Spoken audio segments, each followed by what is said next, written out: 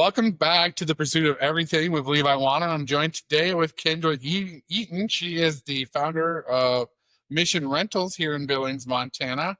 And I'd just like to always introduce the concept of the pursuit of everything.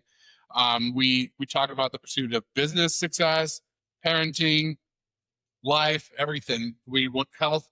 We want to cover all the gamuts, not just business. So to set the stage, Kendra, kind of just give me a quick view of you, who you are, and your business. Yeah, my name's Kendra. I'm a mother of 3 young men and started my own business here in the last year. But before that, I've been in corporate healthcare for probably since I was early 20s.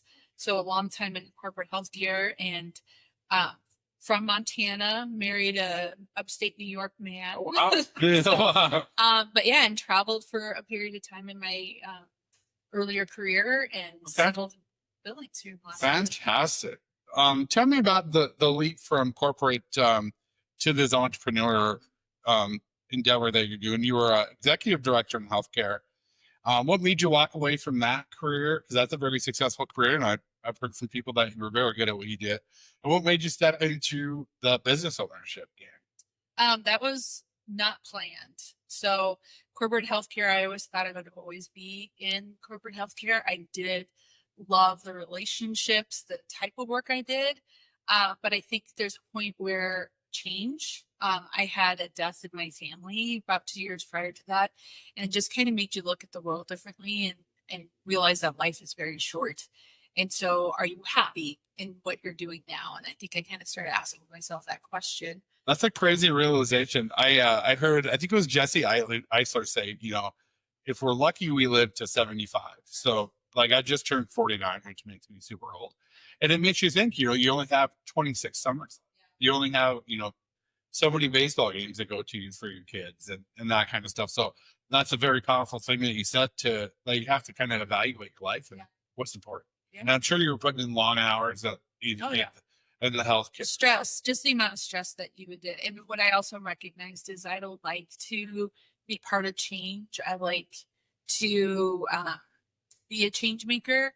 And there was days where I didn't feel like I had that opportunity as much as I wanted to. And so I think stepping out of that role, though it took a lot of tenacity and willpower, and I think just to grow from where I started to getting to that position was a lot of work, but I realized that I could do it in a different fashion, in a different setting as well, and be successful. Absolutely. And Cozy and I talk about this a lot. When you're in a big corporation like a healthcare or, a big business, we equate it to like you're in a cruise ship and you're making these really long, to make any change, it takes a long time and a lot of corporate ladders and that kind of thing. But when you're a business owner, we're the speedboats where if I see a pivot in the market or a different house plan or something that can change, we're able to make those changes quick. So if you have that in your personality, that's a great way to express yourself. You're able to be like, okay, I want to take my business this way. Yeah. Was there a lot of emotions tied up in that decision for you to jump out of that? I'm sure you made a lot of long-term friends. Yes. And I think I equate it to the grief process. It was identifying who you are once you've left that corporate, because that's who I was. I walked into the hospital every day. That was my world. You're kind of in this bubble when you're in the hospital. And then it's an ecosystem. It has its own. And when you leave and then trying to identify, like, who are you now? Because for the longest time, I would introduce myself as executive director of operations. And I feel like in the hospital system, your title is a big deal, right? Like invited to the meeting. If you're an MP, you get way more respect than a nurse, right? So, yeah. And so losing that identity and then trying to figure out where I wanted to go was, I literally remember sitting on my couch crying for 2 days. And my husband's like, did you make the right decision? And I'm like, yes, I'll get there. And then, just I reapplied for corporate positions. I was accepted to those positions. And then every time I came to actually like accepting the job offer, I just couldn't do it. I just said, this is not who I want to be right now. and my husband was super supportive. What I'm doing now was solely just a side business. I had no intentions of making it a full-time job. But then eventually some opportunities came and I just took the leap and here I am. So that's fantastic. And I've never been in healthcare. I try to stay away from the hospital as much as possible. But my wife comes from the healthcare and background, and she struggled with the same thing. That you're sucked in, and that's your world, and that's kind of, so I completely understand that process that you went through. Yeah. Did you have any fear, like financially? No, my husband and I, we had a financial planner, and honestly, we're smart individuals, and I think a lot of that was when we were in Baltimore, Maryland, and we lived there for 8 years, had all 3 of my children there, and when I said I want to raise my kids in Montana, I made a decision like yesterday. We sold our house, quit our jobs, Montana's a good sold the vehicle. Yeah. So many people move away. Yeah. And we moved to Montana without jobs, without any plans, like no furniture, nothing. And so we landed on our feet. My husband got a good job. I got a good job. And so I just knew that if you're smart and have the drive, you'll figure it out again. Yep. Right? And so I've never really had that concern ever. I like that. Yeah, absolutely. Yeah. So let's talk a little bit about Mission Rentals and what they do, and kind of just tell me what the mission of that is. Yeah. So I kind of started it with I've always liked weddings. I've always liked parties. My sister got married I've had a few weddings myself. Yeah. I also like parties. I like operations. My sister got married 3 years ago in my city, and I, 14 years older than her, I had no intentions of being a bridesmaid. But I told her, let me run the show. And so that was kind of my step into just being the wedding planner, being the, coordinator and all that kind of stuff. And from that wedding, I was asked to take on 2 or 3 more weddings. Oh, cool. And so then it was like, okay, so people actually liked what I did. My sister loved it. And so I just took her stuff, put it on Facebook Marketplace, started renting it out through Facebook Marketplace. And my mantra is, if I don't have it, I'll get it. And so as brides started recognizing me, or people started recognizing me on Facebook, I just slowly went from one storage unit to the second storage unit. And then in September of this last year, a large warehouse came available. And I took the leap. My husband said, you got to go do it. And I went from a 100 square foot storage unit to a 2,000 square foot storage unit. Wow. Warehouse. And now it is full. Oh, I know a guy that can build you one. Well, and that's where my path is leading me, because I own a rental property, so I understand the value of an asset, and I would rather pay myself versus rent. So I'm trying to figure out that whole thing. But as I've become more confident in this business, I've seen myself grow into more of a full-on service versus just rentals. And I think that's the direction we're going to be going. When you say full-on service, what do you design? You come in, we can design your event. We can do a full setup, have a team come in and do the full setup and take down of your event. I will say I feel like that's something Billings is lacking, is like a wedding. Well, it's not wedding, but similar, right? Yes. Right. Yeah. It's event planning. Yeah. Event design. Yeah. And so I think when party time went away, that left a huge hole in the community for rental items. There are a couple of other businesses, but they do parts, pieces up. They don't do the whole thing. So I would love to, like someone like me, if I had an event or something to do, I don't have the time. I would love to pay someone else to do it. Yeah. Plus we have a shop listed for sale. Well, and that's what I have found was, when somebody would come in and look at my rentals, I would spend an hour with them, and next thing you know, I've designed their full setup. And then by the end of that, they've trusted me enough to say, well, could you just show up that day and set it up and take it down? And so that is how I've kind of evolved, just by people asking, not really my intentions of that, because it's more of confidence. You're like, I can do that. Like that's not my wheelhouse. And now I'm getting to the point where I have worked with other vendors.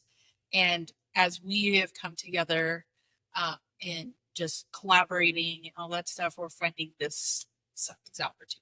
Absolutely. And it's a stressful time, a wedding, or even we put on customer events. appreciation parties. And so it's a stressful time. And like for weddings, I thought you just showed up and drank with your arms. Like that's what I thought you did. That's what Graham did. Say no, It's just the microphone. Who knew that there was planning that went into that? Well, even baby showers, funerals. I'm getting close to funerals. So because people aren't in that, they headspace. In that headspace, or they think it's bigger and more grander than it needs to be, right? And it's more work than it has to be. But if somebody who's in that world knows the vendors, knows how to pull it together, and does it quickly, people will pay for that. It's a service. It's a service that people that want. And my whole thing is, it doesn't have to be the $40,000 to $80,000 weddings. It could be. I mean, I service a lot of people that are DIY brides, and I can kind of help pull some, fill some holes. And so for me, it's not about budget. It's about what do you need and how can we help you. And that has to be very gratifying to help people take that off their plate in their happiest moments and their saddest moments if you're doing funerals. Yes. To help people through that process. So that's gotta be like personally. Oh, 100%. And I think taking that stress off when somebody can walk into my space and they have this the details that they're having to go through their head, and by the time then we're done, they mark off a huge chunk of their Absolutely event. So let's talk about the shift from the corporate lifestyle to owning your own business and having a family, because most of us have kids and spouses. When you're working that corporate job, you have set times that you have to be there. How are you adjusting to that lifestyle? You are not making your own hours. Yeah, because we always joke people get into real estate because they love the TV shows and want to make their own schedule. Well, that's just you're at the schedule of your clients. Yeah. So how are you? I work more now. Yeah. But my boys are of built and strength that they can participate and help in that, and so having them come to my warehouse for a couple hours a day, so now I get to be with them more, even if I am spending more hours working. They're in their busiest time of their life with sports, and so I'm missing some things, right? But I think that's okay. All of us parents have to make sacrifices, and sometimes, when I look at the team and the families on our team, everyone's missing something because there are other priorities outside of that. But my kids know that I'm there for them, and the nice thing is, like this last weekend, I was able to offload a little bit so I could get away. And so sometimes it's just being more strategic and more, planning than I used to. Yeah, absolutely. Well, and I surround myself with strong women. I've got two very strong sisters and a very headstrong wife. So, and I think because I have boys as well, I think it's good for them to see that their mom's chasing their dream, their dream. So they feel empowered to go do the same thing. So we like to really promote that as well. And my sisters and wives won't let me not. So what does entrepreneurship look like for you? Besides, beyond the Instagram moments, the glamorous parts. I haven't any shocking and grows my hair in 2 years. Well, I see you today. Don't yeah. So today my kids even noticed that. They're like, "Mom, you wear athletic shorts and tank tops." And I'm in a warehouse. I'm lifting. I'm moving. To me, it's not about being glamorous. It's about I like this part of it. I grew up on a farm. I'm very much about getting sweaty and lifting stuff and being. I don't know. I feel like I'm working more so now. Yeah, I think Instagram glamorizes being a business owner and entrepreneur. Oh. Driving the supercars and showing up at 10, leaving at 3, sitting on the lake sort of thing, where it's the daily grind that isn't shown. Doing the little things over and over and over. I have a saying that is, if you do the little things right, you do the big things. Yep. And that's the part that most people don't see is they don't see the day in and day out. You know, I'm here on the 4th of July, you know, paying vendors and subs and stuff like that. It's the non-glamorous part of that. I think really it separates the true entrepreneurs from the, you know, the fake ones. Well, and I'm not afraid to let my clients see me like that because that's who I am. And I think Montana, you know, a lot of the clients that I have are, you know, salt of the earth. People work hard for their money. They want to spend it wisely. They're not getting somebody that's foofy. They're getting somebody that's like, let's make your dollar work for you and make it really pretty and have a nice, you know, have a nice event without spending, you know, all of your money. And so I show up as who I am. They don't get any foofiness and No to fluff. sell myself any different than who I am. I have what this is what you need. Exactly. And I'm a huge believer in that. I stay ready for golf. That's who I am. Also, I think from a sales point, and that's a really good like lesson for people to learn as far as sales is I literally am just 100% myself all the time. Yeah, you don't have to go in and act like you're Pretend. Yeah. Well, and I think that really benefited me when I was in my corporate career because I worked a lot with physicians. And so physicians want to be told the truth. They want to know what is what. They don't want to be sold something and then, you know, And they don't have time to say. Right. So my relationships with my providers was, here's who I am. I'll tell you it's not going to work and I can tell you it's not going to work out. And they trusted me and they believed in my message. And so that, I think that's where I carried that out. And busy people don't want those long drawn conversations like a physician. And I'm learning that I'm getting my pilot's license. And so, and we have one of my good friends is a developer and he's a pilot. And when he's on the phone, it's like, where he's at, what he needs. Yeah. Like, it's real quick. It's not, oh, how's your day? You know, like, what are you wearing? You just sort of, I think Cassie's seen that in my text. Okay, sure. I'll be there. Right? Yeah. And I'm probably just like, there's some sparkles here. Or they pops up there. It's like, no, be yourself. but if that's who you are. Yeah, I mean, I'm just that I'm always in the field. direct communicator is what I've been told. Yeah. And that's fantastic. I love that though. Like clear is kind and beyond clear is unkind. And I think that there's like real kindness and clarity. Just even in conversation. I find that to be so important. And I'm learning that more and more and more as I'm stepping into roles that I'm stepping into. Is that like it's actually really kind to be clear. Yeah. Absolutely. I mean, the way I text is exactly what I can't spell and I don't want to. Like, and so, and I don't apologize about it. What's the toughest lesson that you learned so far in your journey of being a business owner? You're more exposed when you're a business owner versus where I was in a corporate. You can kind of hide under the levels. You can hide behind, Denver or corporate kind of thing. Here, you are the person, and so being a little bit more exposed in that. Social media can be kind, but it also can be harsh, and so trying to work every day with that kind of thought in the back of your head, right? Making decisions a little bit differently because of the potential. Where corporate, it was very easy to kind of hide behind a cloud. Absolutely. And you're definitely exposed. It's all you all the time. Yeah. You know, every decision that you make is under a microscope. Even the wrong ones. But you know, if you just learn from it and move on, everybody makes mistakes and everybody, you know, has those learning moments. Cozy has them every day. I actually really do. So that was going to be kind of my next question for you.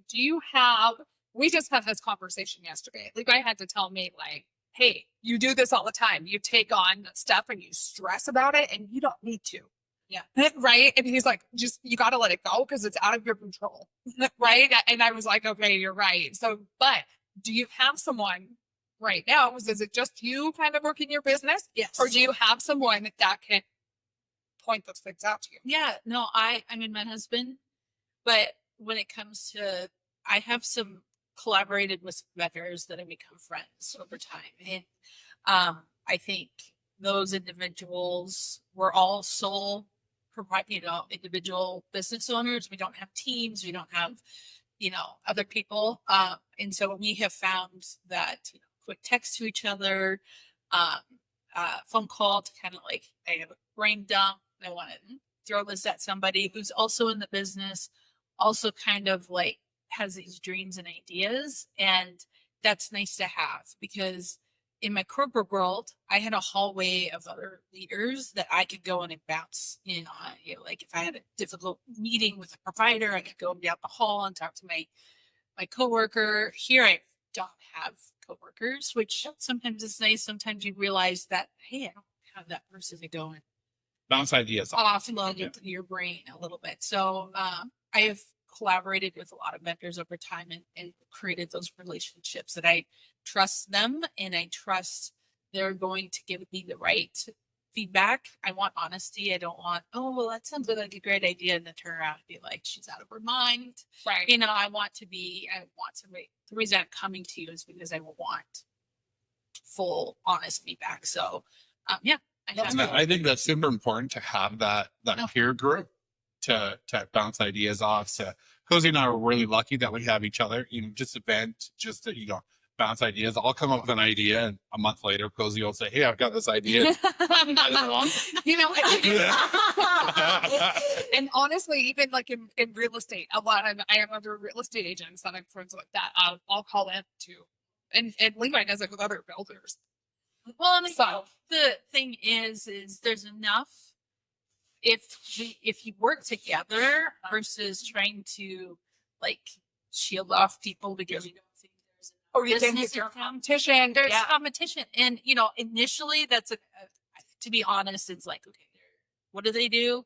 And then you're like, you know what, we both need each other. Like there's things that they have that I don't have, and so you got to build those bridges and work with everyone, and eventually there's enough work and enough business for everyone, and you actually become more I don't want to say, like, to me, when we're all banded together, I just feel like there's more growth for all of us. Yeah. And I don't know, it just becomes stronger. And so I think that's who I'm looking for, are people that maybe even do the same stuff that we do, but how do we partner?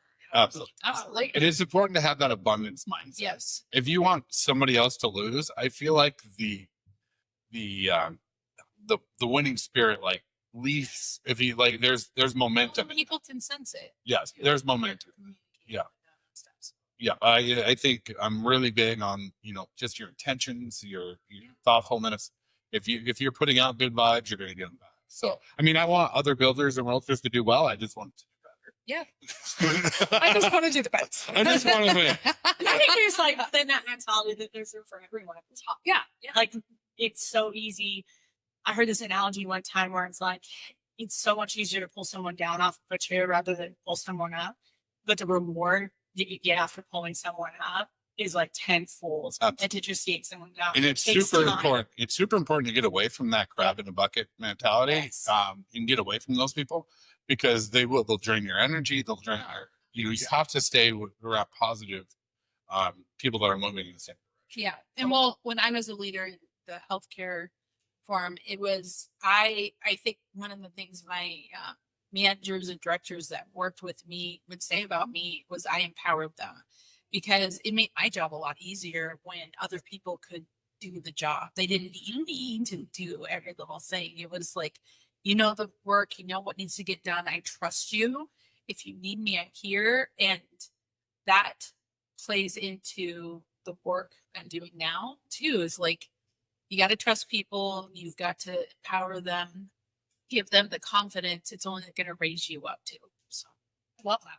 Yeah, absolutely. And that kind of links into my next question. What do you feel is like your greatest strength in your journey so far? Is, you know, we always talk about the negatives. Yeah. So I think it's important that we talk about, what do you feel like your wheelhouse is for your? I think leadership in general.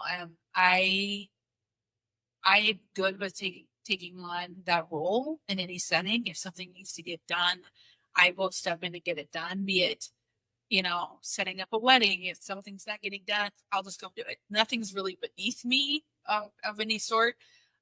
But also just kind of how do you, coming from that corporate background, there's a lot more structure that you kind of work and live in, where here there's not that structure, right? It's kind of everybody's doing their own thing, and people have different backgrounds. And so I feel like I kind of can bring in a little bit of that guidance and structure when from a leadership role.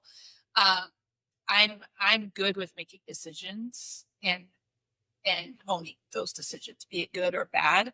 And so sometimes you need a decision maker in amongst the group to just keep moving forward, because if everybody's just sitting and mulling, nothing gets done. And so I'm good with decisions. And like I said, Do you take a long time to make a No. decision? You don't all you just snap and go. yeah, Good. I feel like I don't need tons of information. I have gut feeling. I listen to my gut. And sometimes it's not always the best decision, but I will own that. And like, how do you correct it? You don't know until you make the decision and move forward. I think more opportunities are lost with indecisions than just making, like, I make them fast and I move fast. And I think that's super important. You'll win more times than not just by moving forward Yes. and not mulling. You know, like a lot of people want to start a business and they create business plans and, overthink it. I have Yeah. no business plan. I've never made one either.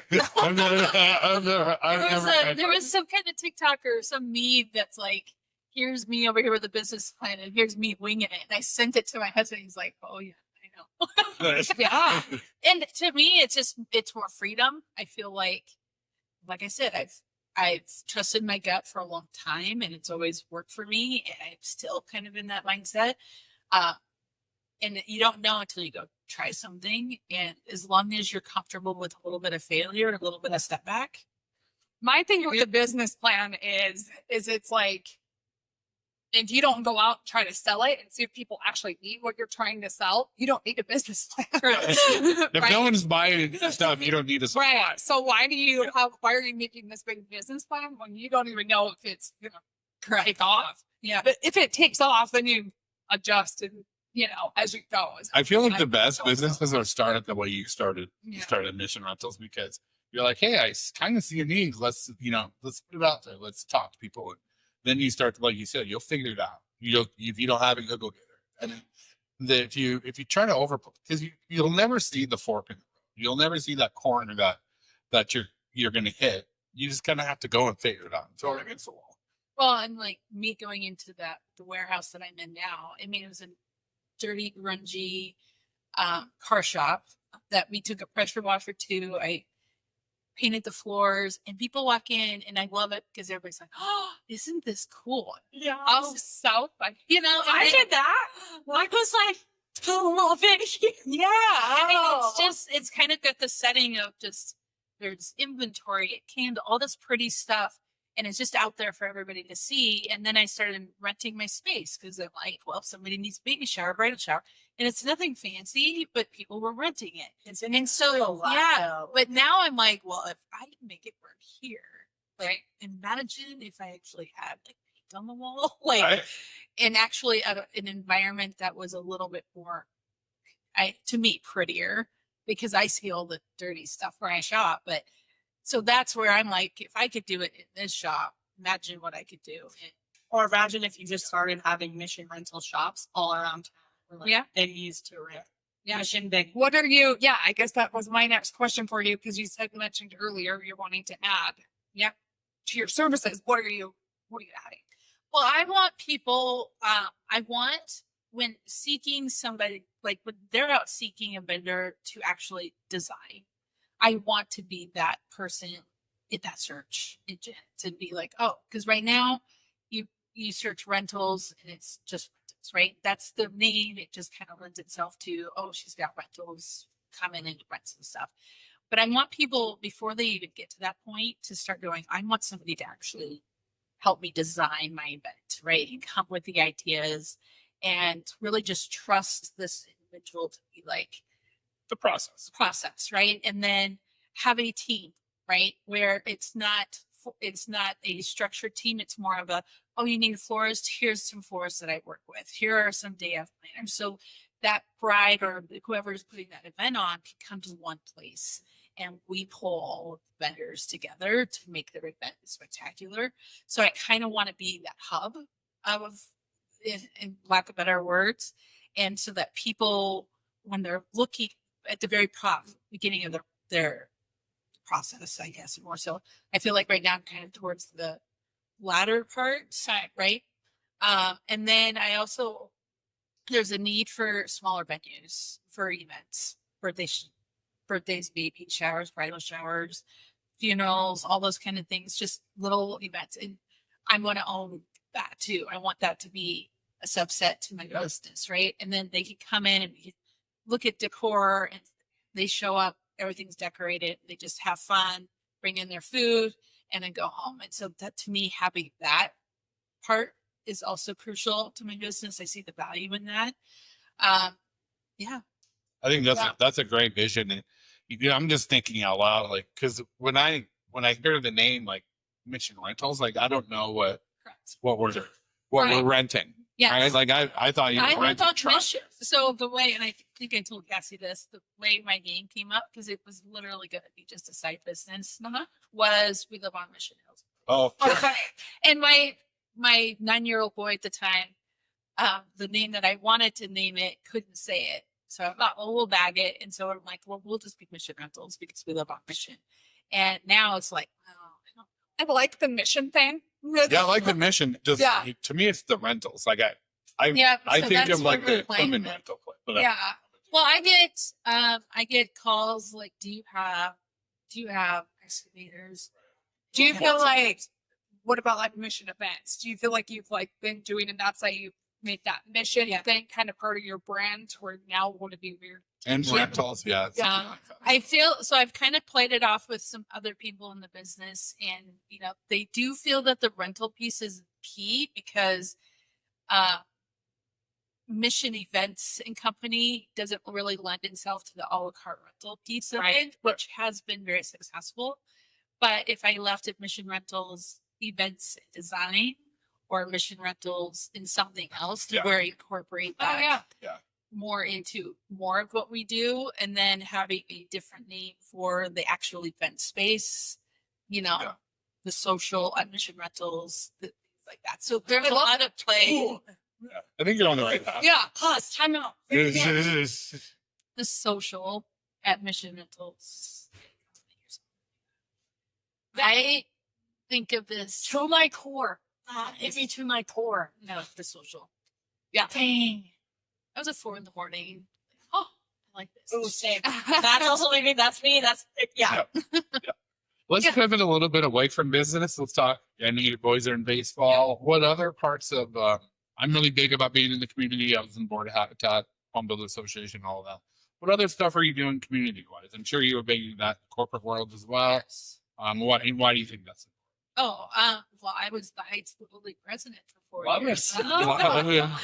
I think just getting out there and understanding where other people are coming from in your community helps kind of set your business up a little bit more because you know who's out there, what their needs are and stuff. So, for instance, being up a Little League board, just recognizing that, there's a place for all these kids to play sports, right? But not everybody has the means or the whereabouts to get to practice or get the right equipment. And so how do you make sure that those needs are met so that every kid has an opportunity? Because I think Billings specifically is so into travel and Legion and those are big ticket things. And you have to have a little bit of dinero to kind of be involved in those things. And there's probably a really good left-handed pitcher somewhere that can't afford glove. So how do you get them to that next level so they have opportunity and stuff?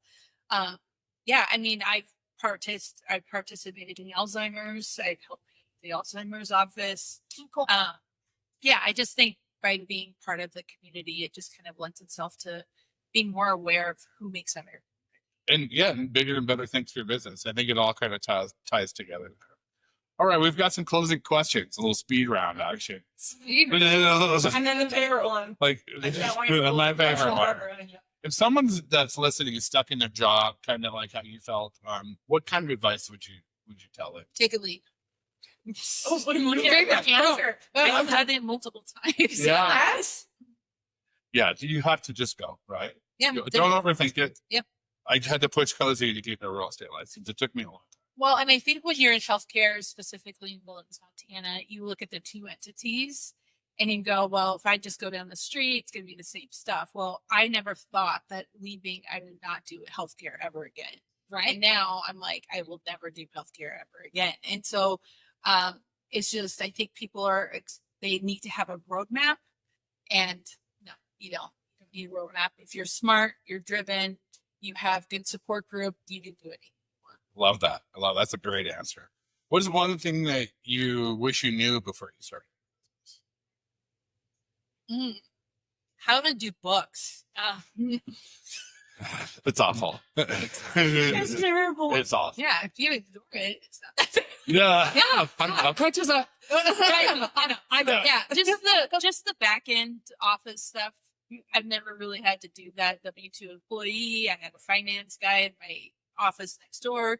So now it's like actually doing the books and just having more support. A lot of business owners fail at that, and they put it off too long. Yeah. And getting the right guidance, accountants and bookkeepers. As you grow, you'll be hiring those things. Yes. That kind of stuff. So it's super important because you don't want to get in trouble.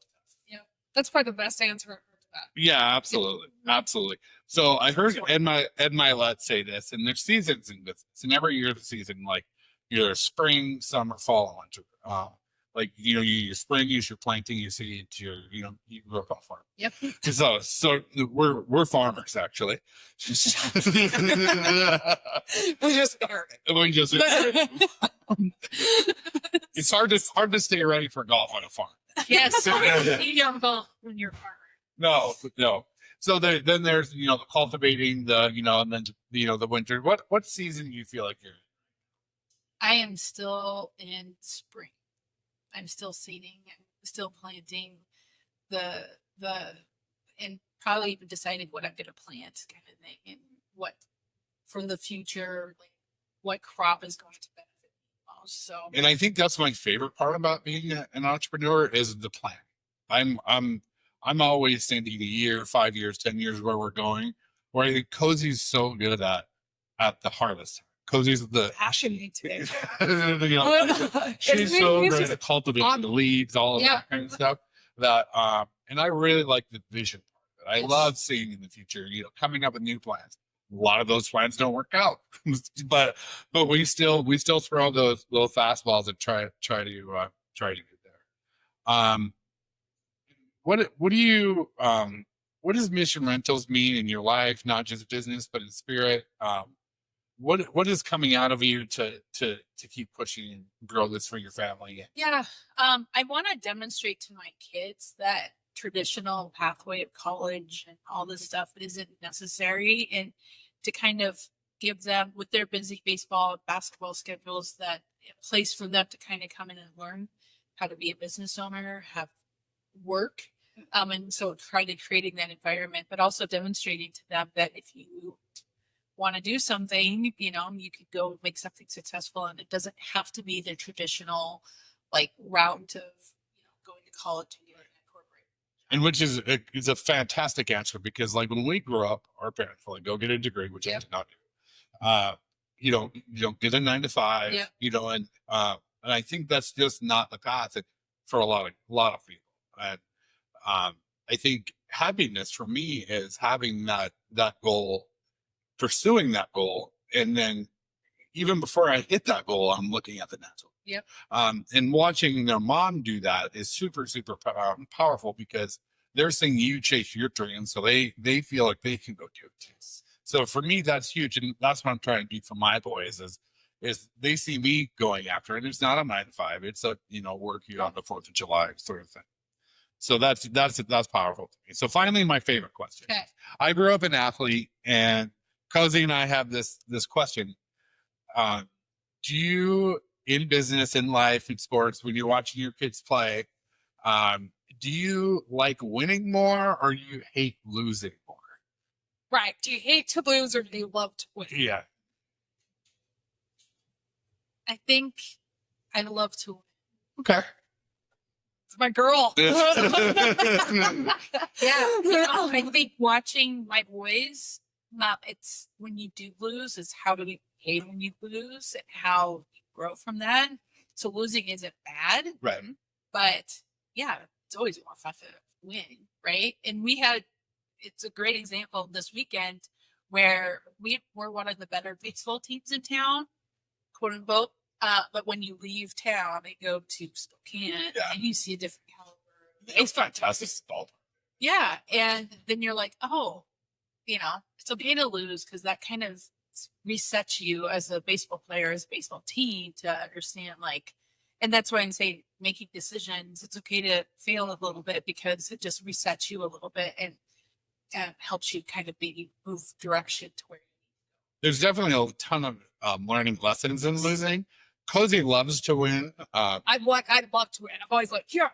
Yeah. Yeah. I hate to lose. I expect to win. Okay. That's the baseline in my life. Like I expect to win a Monopoly. I expect to win. And he acts like a big fucking beat. It's true. That's It's what we're true. gonna say. It's true. He Because I blames other expect to win. people. That's why wrestling was the sport for him. Right. He's Yeah. blamed me at cornhole before.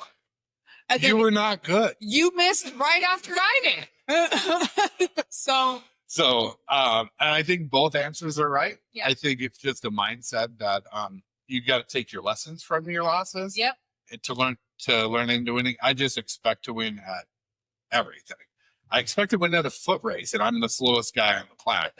But I still, in my head, think I should win. Yeah. So I want to thank everybody who's listening. I want to thank you, Kendra, for being here.